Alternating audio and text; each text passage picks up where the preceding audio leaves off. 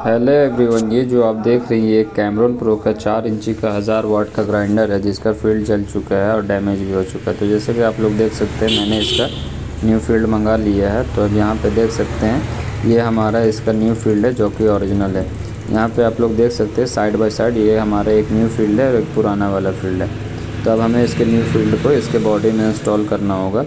तो जैसे कि आप लोग देख सकते हैं यहाँ पे मैंने इसके न्यू फील्ड को इसके बॉडी में इंस्टॉल कर लिया है। अब इसको फिटिंग करके हमें इसकी चेक करना होगा।